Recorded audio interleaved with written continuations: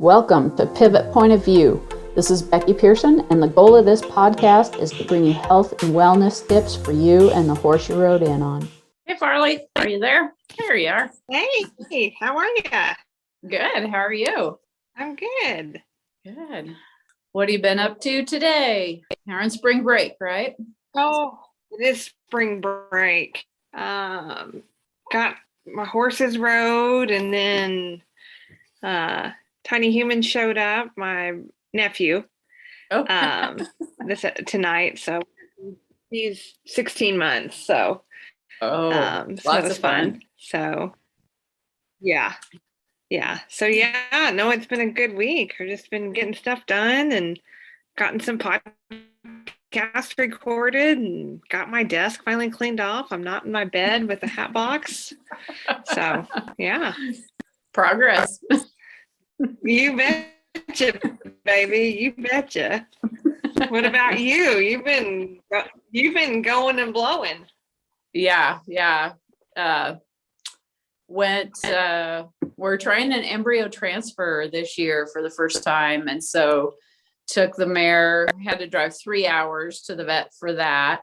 And when I got there, I was really excited because he's like, "Oh, I think we have twins." And I'm like, "Oh, that's awesome." Well, then as we did the flush, no viable embryos. So we'll have to start again. So that pretty much I seen a few patients this morning, and then and then pretty much took the whole rest of my day. And then I get home and I'm like, I have to get my chores done. And I have an inpatient horse right now. And so I had to exercise her, and we have a horse that had OCD surgery of our own. And so I had to exercise him. And so, just running a little bit behind tonight. So not too bad. No worries. I was planning on taking an actual shower and looking a little more presentable, but it's all right. So I'm still picking hay off. We've been unrolling round bales because they're cheaper, and you got hay everywhere. So that's all right. All right. So, hey, welcome everybody. It's Becky Pearson with Pearson Physical Therapy, Pivot Point Equine and Rider Rehab, Pivot Point of View podcast. I don't know. I think I don't know if I can get possibly any more P's in everything that I'm in.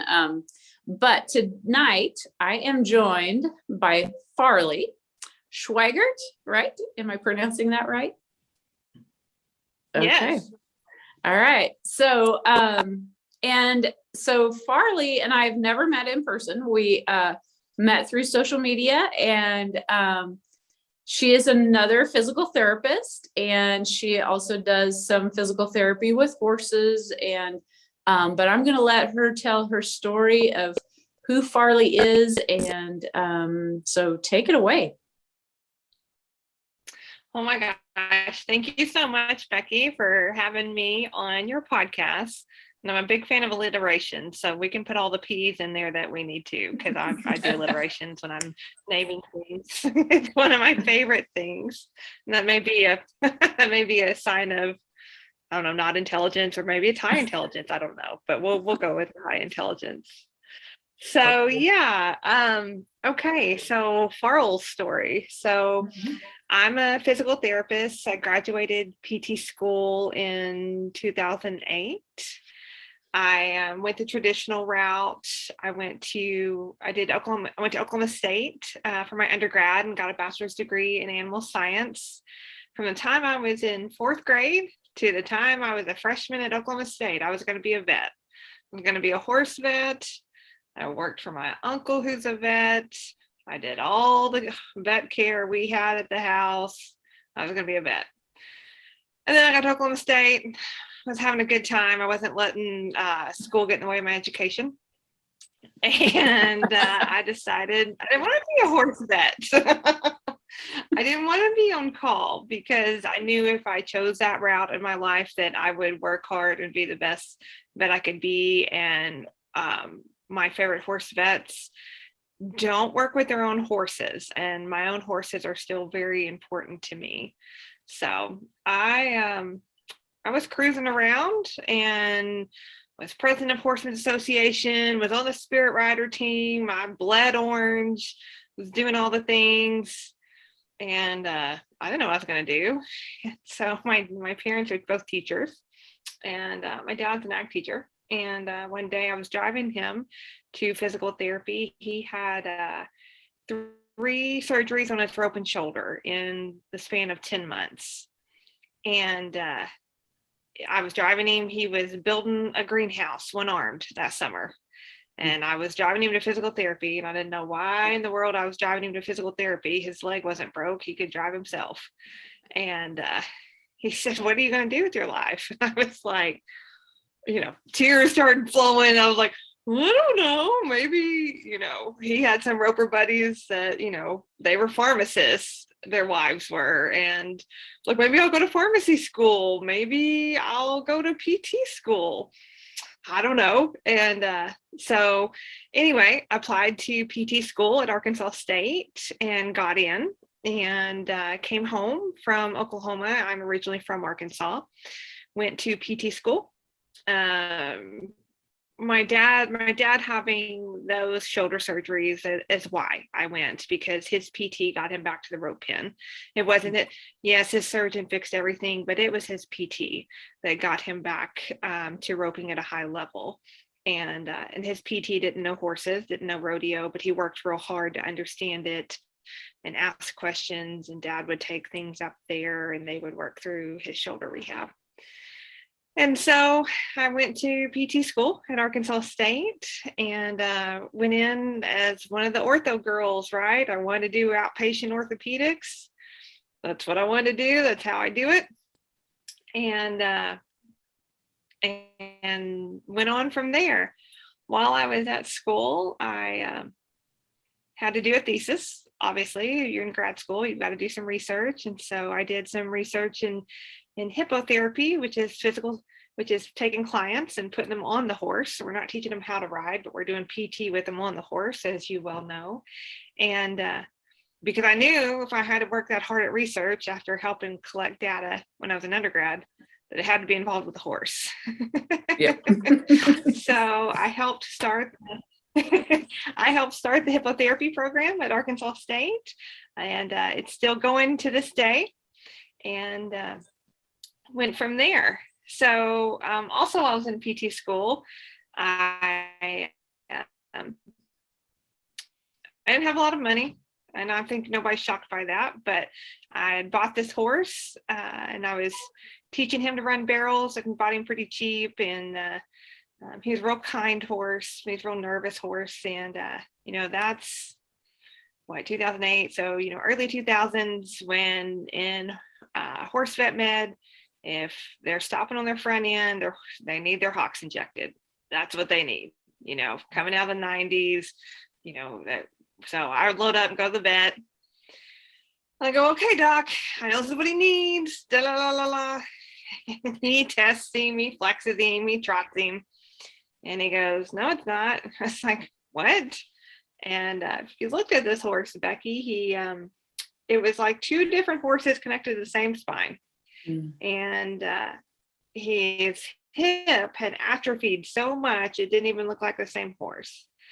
And as owners, this, I know this, we get barn blind to our own horses. That's why we need a team of people around us. I still struggle with it with my own horses.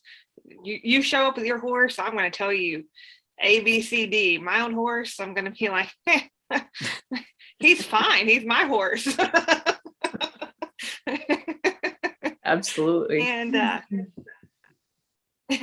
so I was like, "Okay, doc, what do we do? What do we do?" And Becky, he looks at me. I'm in the middle of PT school, and he says, "You know more about soft tissue than I do. You go figure it out and tell me what you did." I was like, "Wait, what?" Because I'd always been the good little girl that did all the vet instructions to the T. I can out wrap you. I can do whatever. Mm-hmm. And my ortho professor at school had worked on the trotter track in Sweden. And so he knew a little bit about horses. And So we rehabbed him. And that was in the beginning of laptops being in the classroom, and you still had the video camera that, you know, you had your own bag for, and you still held it up. But at any rate, I'd take videos. His name was Poncho. I'd take videos of Poncho, and I'd go to school, and I'd be like, okay, this is what I did. And we would just make a plan. And I got him rehabbed. I got introduced to acupressure at that point in time and different things. And I got him rehabbed, and he was successful for his level of athleticism. And so that was how I started rehabbing horses. And I was, of course, into orthopedics, and I got out of school, and I was like, well, let's see what this Justin sports medicine thing is. You know, I can do rodeo, I can do whatever. So I Googled, I don't even know if Google was a thing then, but I got on the internet and I Googled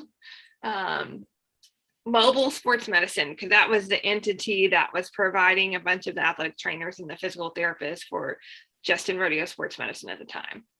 And I found a gal in Oklahoma City that was a PT and an ATC.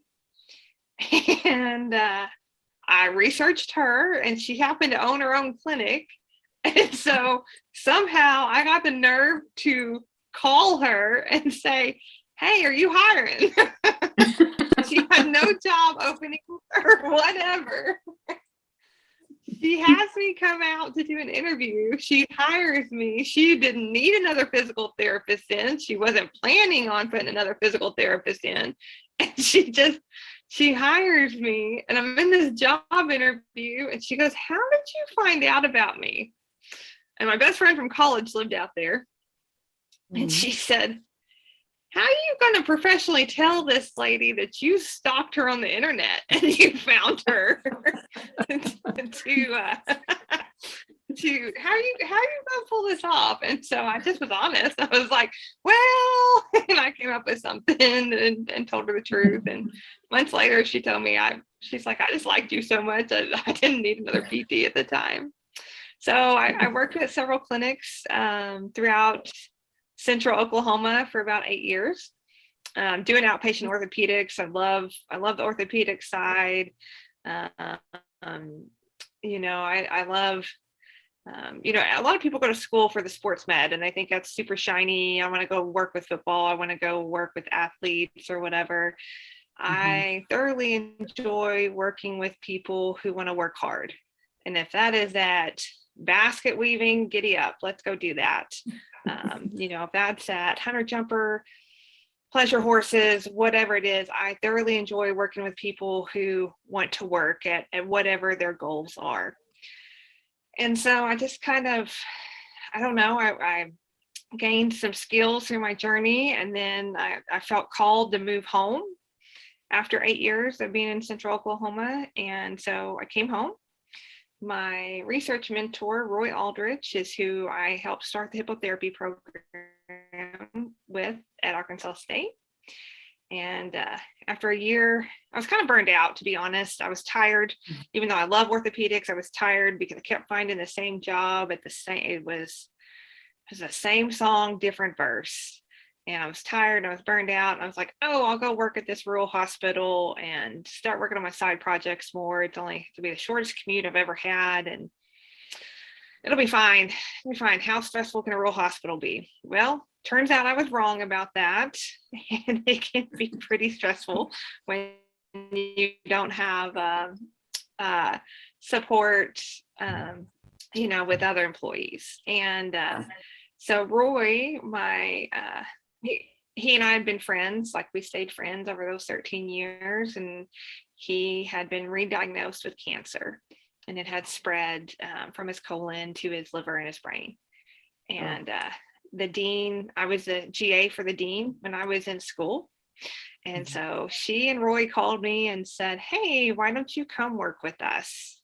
And so I went to Arkansas State, and I do believe that was a reason I was called home, was to get to spend the last year with Roy. And so I I hung out with him and helped him teach his classes, and he passed the second semester I was there. And so after he'd passed, we just kind of kept going. And so I took the hippotherapy program that he had grown since I left school, and we grew it again. And so I'm still there right now, and running the hippotherapy program, which is a DPT and an OTD basically student-led clinic. Wow. And we run 4 horses at a time and see about 12 patients, and do the whole thing in a deal. And that's kind of the story of how I got to be a PT. I love it. I love hearing about why other PTs got into the profession. And yeah, you hear a lot of times, they go into it for the sports med side of things. They were an athlete, so they got injured. And I'm a little like you. I didn't have the same experience. I hadn't been injured. I hadn't ever had physical therapy myself, but I really liked the idea of helping people. So I'm glad there's somebody else out there that was on a little bit different path than the normal as well. So did you do some work with the Justin Sports Medicine, or do you still do some work with the Justin Sports Medicine team? Yes. So I worked with the Justin Sports Medicine team for several years, and then ended up kind of, there's a couple other programs out there besides Justin. And so now I just really work with the rodeo sports medicine team. And that's, I've worked anywhere. I've worked the Ram National Circuit Finals and the National Steer Roping Finals.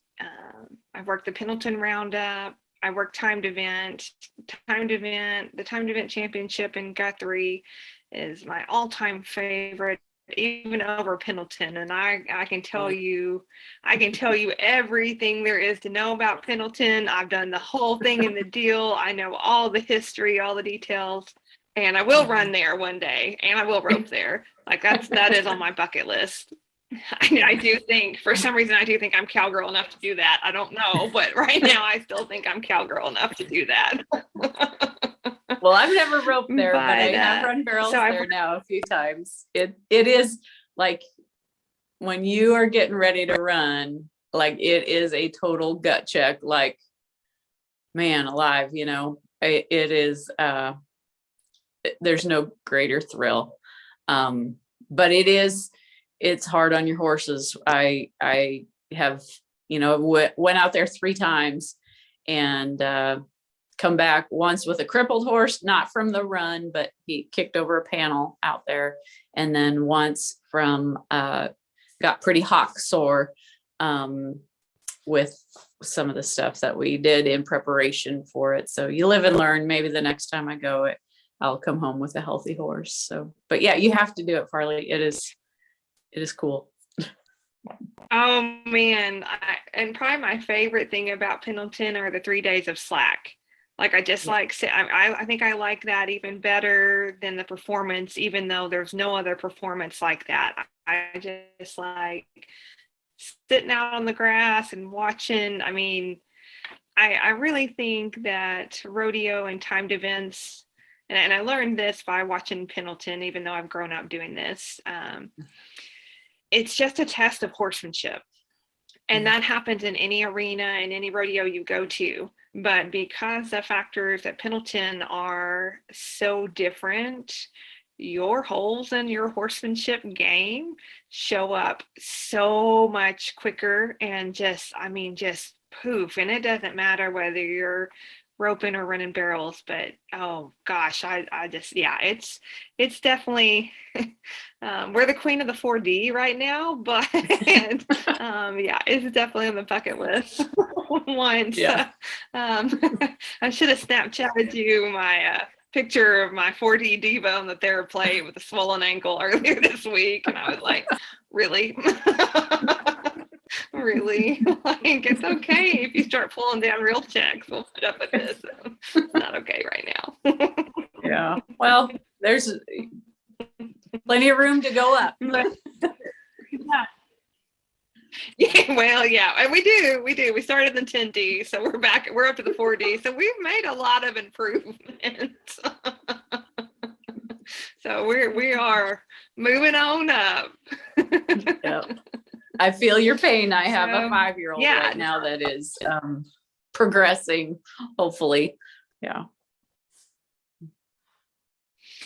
Yeah, you want to get intense and you want to get in a hurry, and that's not going to get you where you want to be. So you just gotta, I don't know, I have to give myself that speech all the time. Like, trying to get in a hurry is not gonna get you there any faster. So I would rather have a broke, sane horse that can do things than to blow. There's plenty of them that are blown up, and that's not fair to them, because they do this only because we ask them to.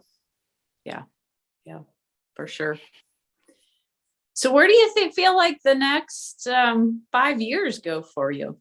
I that's maybe unfair. I didn't prep you with that question earlier, but No, that's okay. I'm here for it. I'm rolling. I'm here for it. I think it sees me moving back to Oklahoma pretty soon. And I'm in the process of rebooting my podcast, Writer's Edge, along with starting a new project called Rural MedX. And I really want to continue in the space of horse and rider health and wellness.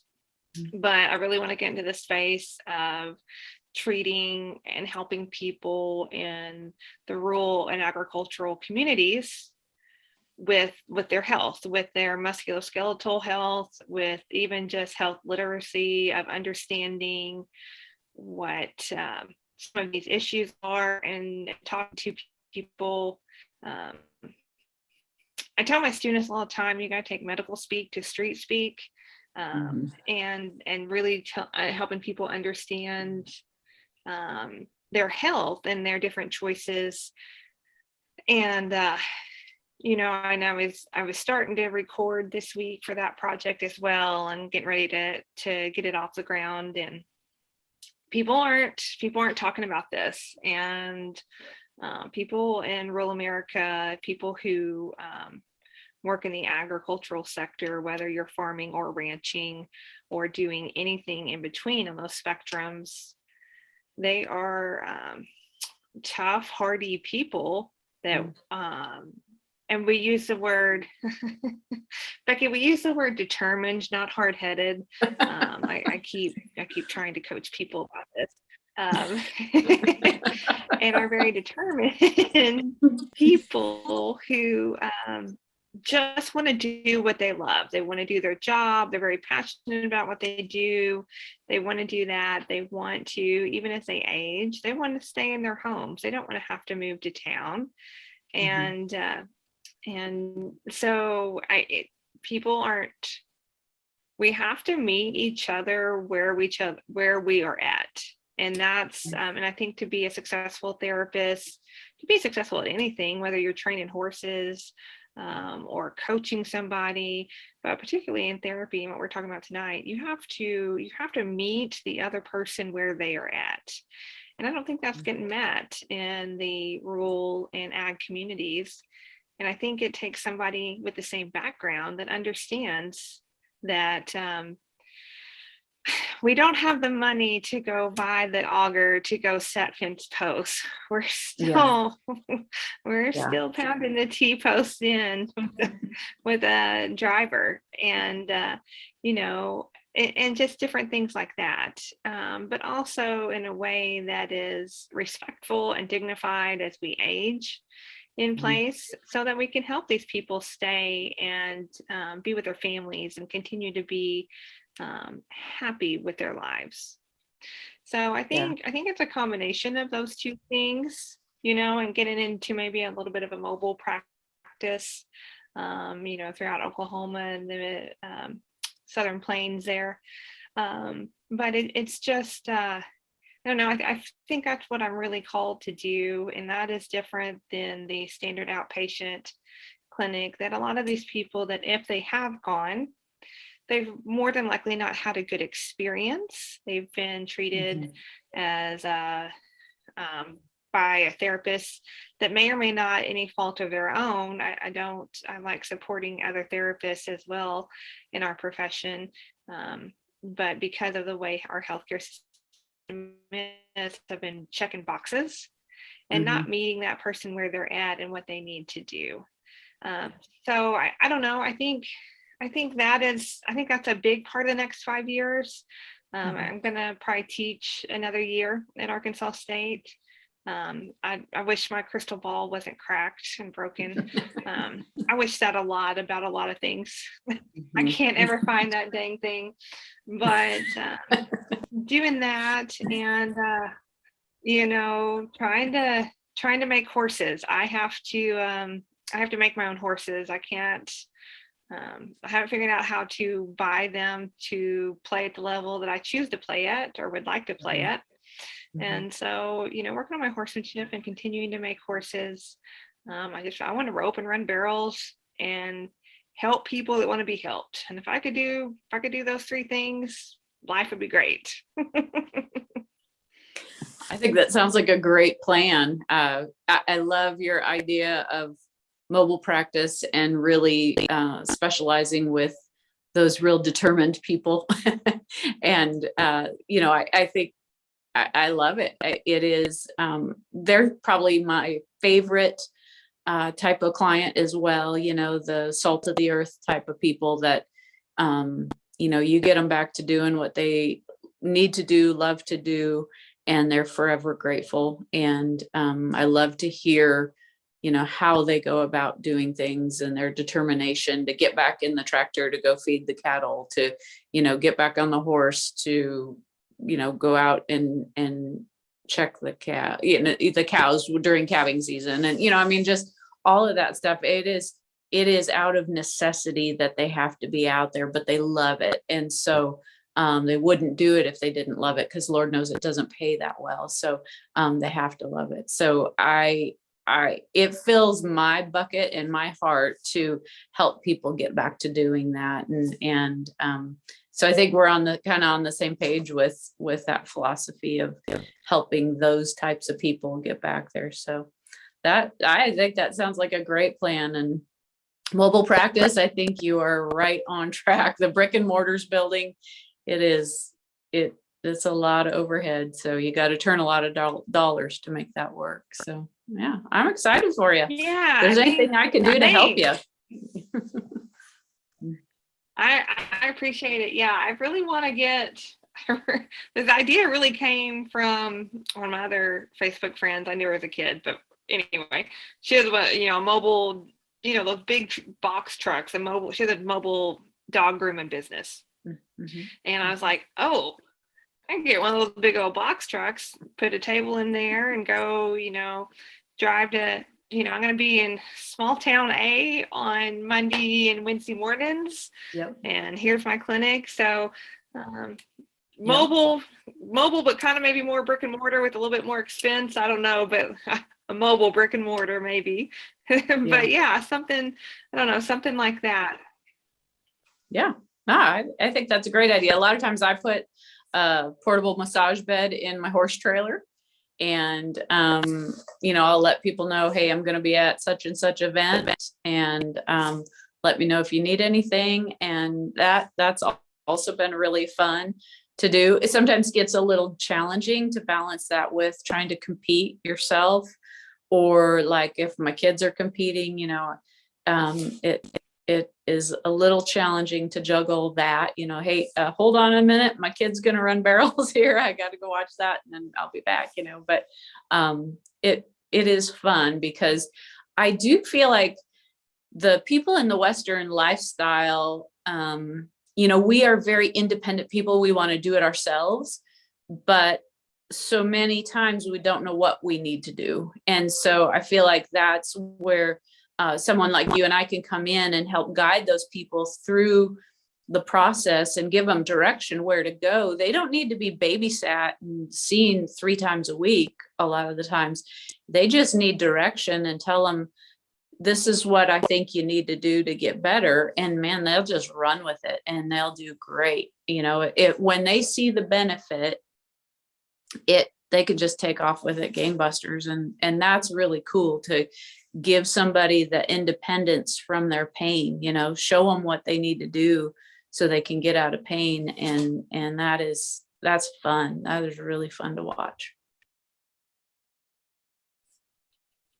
It's really fun to watch, and it's even, I don't know, for me, it's also more satisfying not being in the professional norm of 3x4 or whatever. I found that I've always been like that. I've always kind of really tried to meet somebody where they're at, and when you're in a traditional PT clinic, you have so many factors to balance, right? You have to factor in their insurance and their benefits. It's not that simple. But when I was at the rural hospital here in Arkansas, we had an eval come in, and it was during harvest, and it was a farmer, and he's having low back pain. He was having tractor back.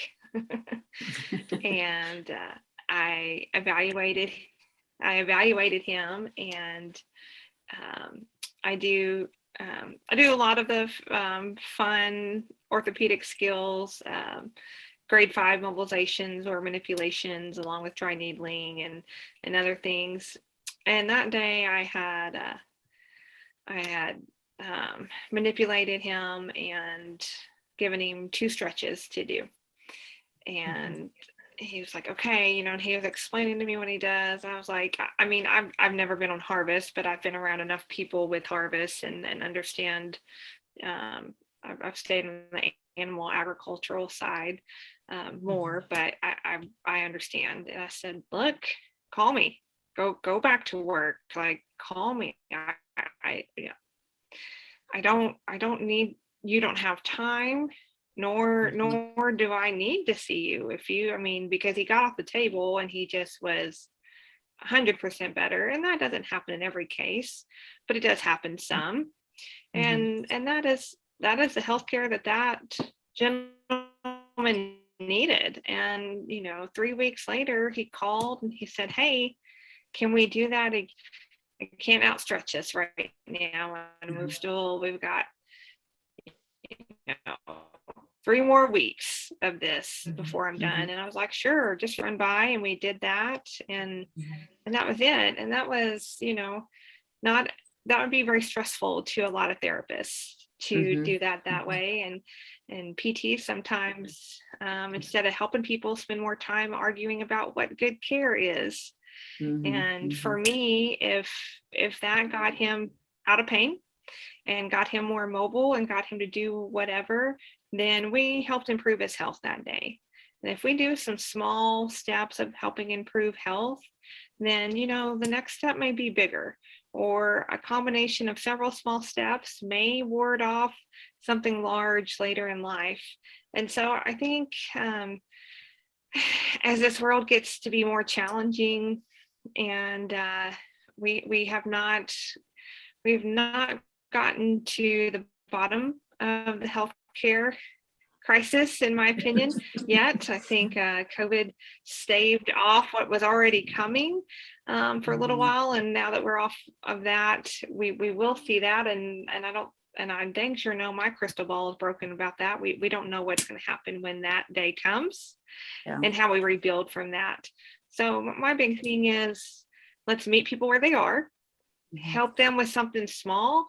If it's educating somebody that they need to drink more water, and they finally understand that, if they drink more water, their joints are more lubricated. If their joints are more lubricated, they can take less ibuprofen. And if that changes, and over years, that's going to add up. I mean, for me, as I'm working my own health journey, I read from an ag, how do you say that? An ag advocate yesterday that I follow, because it's like National Ag Week right now. And she was writing ag facts. And Becky, she wrote on there that pigs can run a mile in 7 minutes. And the average human can run a mile in 7 to 10 minutes. Well, this average human cannot run a mile in 10 minutes right now. And so I was like, oh no, we got to change this. So now I'm on a big mission that I've got to be able to outrun a pig. I don't even own pigs. I'm not ever around them. But I was offended as all get out yesterday when I read this. So, and I don't like running. I hate running. I always tell people I only run if there's a grizzly bear chasing me. But now I'm going to learn how to run.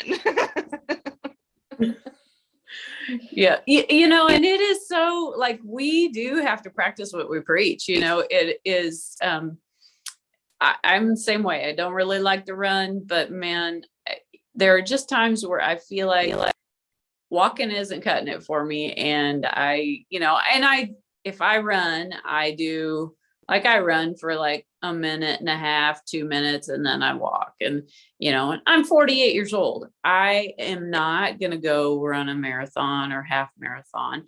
I have no dreams of doing that by my 50th birthday. I hope to be sitting on a beach with a margarita, when I'm 50 instead of running a marathon. So, but I do think we do have to have our own journey of health and wellness, and it's a never-ending path, and it's something we all have to keep working on. And I think it's okay to have a team to help us with that. I work with Doug Champion and Champion Fitness out of Colorado, because for me, working in this profession, instead of just working and moving, I would judge what I was doing. Like I would try to PT myself in my own brain instead of just moving and doing and getting out of my own head. And so kind of like the barn blind we talked about earlier with our own horses, I think we can get that way, because I like being active and doing things with my horses, but I've never aspired to be a runner. My little GA, that she's run countless marathons, and she's gotten into trail running and then these crazy like 50Ks, and now she's bought a mountain bike.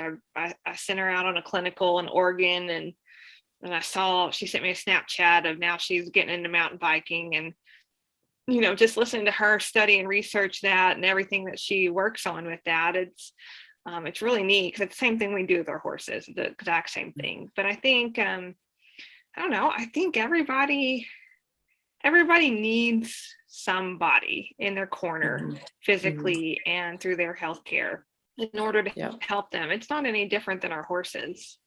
It really isn't. People joke that, oh, well, they're figuring out how to replace every joint in the body, so I'll just get new joints when I wear this one out. And that is an option. We live in, we are blessed to live in the greatest medical advances that there's ever been in human history. We really are. But that is maybe doesn't need to be the first option, because it is the most major surgery. No matter what joint we're talking about, it's a final deal. You're getting an artificial joint. And with the way that we have not been able to either curve or regulate healthcare costs in this country, it's not financially, it's not a walk in the park either. No. So I don't know, small steps equal forward motion. Let's do a little bit to maybe be a little bit better. It doesn't mean I'm never going to go run a 50K through trails with Jessica. Not going to do it. Have no desire to do it. You're not going to get me in those cute little running pants. But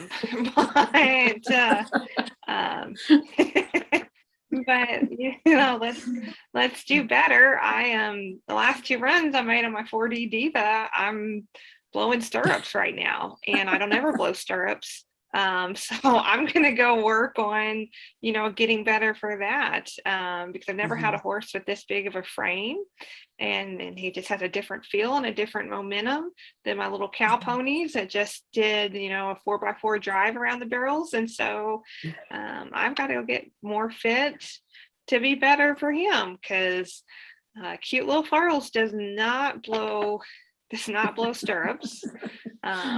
She works real hard on the riding to not do things like that. So that's a physical deal and a timing deal. So we're gonna go work on that. Yeah. And those, those horses will make you better. Phil Haugen, I love his stuff, and he talks about that you'll learn the most from some of those horses that challenge you the most, and whether it's a good challenge or a bad, and that's having a real big, powerful, athletic horse challenged me physically to work on my riding, my fitness level, because if I am not strong, he leaves me behind, and if I'm not strong mentally too, I get left behind and I ride like crud. And when that happens, and we're competitive, we don't want to ride like crap. So you have to, it's a motivation to keep us moving forward. And so I think that's a good plan. Oh yeah, this horse he's 16-1 and he's big framed, and he has a different move and a different feel, and like we talked about the other week, and talking about we have to practice what we preach. Well, I have this issue. I think I'm Superman sometimes. I think I'm Clark Kent, and things I work on with other people don't apply to me. Not because I'm better than anybody else. They just don't apply to me. I don't think I have a superiority complex. I just kind of like, my horse isn't hurt because it's my horse. I'll go help you with your horse, but I'll have to work on mine. I do the same thing, and I hate being human, but even I'm still working through my pelvic imbalance, and it makes me angry. Like my right side of my pelvis, because I'm working on that psoas muscle, that real deep muscle that really works. It's a big part of your core. We don't talk about that much because of where it's located, but it has not worked right for years because I have a Superman complex. Like we'll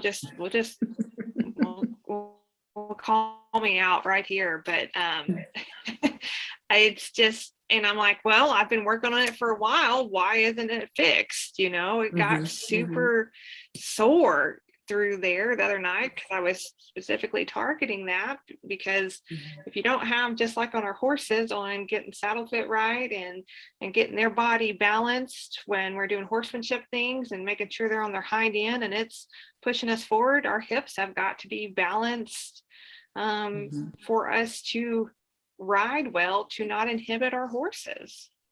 Absolutely. Yeah. I think that's a great point. For sure. Any little tips that you think that you wish people knew? Like if you could tell a rider one thing to keep themselves healthier, happier, riding better, what would it be? Make sure your core and your SI are balanced. This is the only sport in the world where our foundation is at our pelvis. You could argue that bike riding is the same way, but bikes are tiny little seats and two wheels, and at the end of the day, it's not another animal underneath you that you're affecting their health as well. And so making sure you are healthy in your pelvis and in your core, I think is probably the number one tip I would give to riders. The rest of it, I almost feel like the rest of it would come. I mean, it's almost like Field of Dreams here. If you build it, it'll come. Like the rest of it's just details, and it's not it's not sexy. It's hard work. It's not fun, or at least it's not always fun for me. And and I, try to work at it. So it's I don't know. I think that would be the number one tip I would say, and probably my second piece of advice would be for riders is you only got to be better than you were yesterday. Like I'm very fortunate to be good friends with Donna K. Rule, and so I get to go out on the road with her at different times when my schedule allows. And all the conversations we've had over the years, and watching her and how she conducts herself with valor and everything. And I've really learned from her that it's really about you and your horse and what you can do in those conditions. And everything else is just noise. Mm-hmm. Everything else is just noise. And I don't think, and I think in this age of social media, and we're trying to push the Western industry forward and move it along. And in some aspects, I think it's really great. I really do. But in other aspects, I wonder if we're getting too busy and we're getting a little bit far away from our core and our foundation. And so it's really about you and your horse and your goals. And did you achieve what you needed to that day at that competition? Or did you, if you're moving to a professional level, did you prepare and perform to the best of your ability with the situation that you were presented with? And after that, the rest of it's out of your control. The chips fall where they may. You can only worry about what you can control, and working on yourself and being better than you were, and correcting the things that need to be corrected is the only thing. The rest of it's just noise. I think that's a great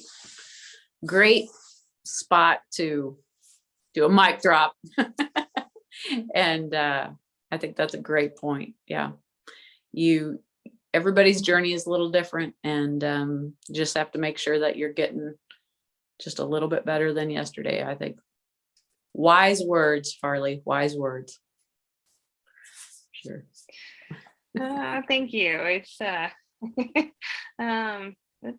It's interesting where we get, how we get to some of these places.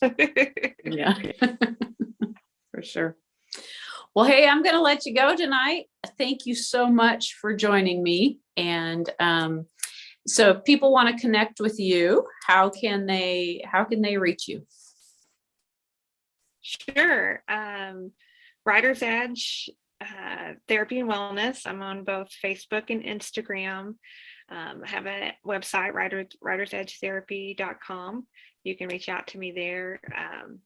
But either of those places on social media are pretty easy. You can just direct message me there if you want to reach out and connect. I would love to have a conversation. I love having conversations about things that I'm passionate about, or about what you're passionate about. So let's kind of have a conversation and go from there. So I've really enjoyed tonight, Becky, and thank you so much for having me. Well, thanks for joining us, and we will.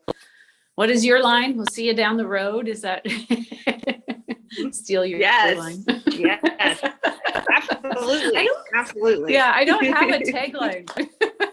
My girls keep telling me you have to. We'll come up with one. Yeah, we'll have to do that. All right. Well, you have a great night, and thanks again, Farley. Thanks, Becky. All right. Make sure you go to our YouTube channel and subscribe to Pivot Point Equine and Rider Rehab. This will help you get notifications for any free content that we upload, with tips on how to keep your horses healthy and winning for you, as well as keeping yourself pain-free and enjoying what you love to do. So check us out on YouTube at Pivot Point Equine and Rider Rehab, and make sure you hit that subscribe button.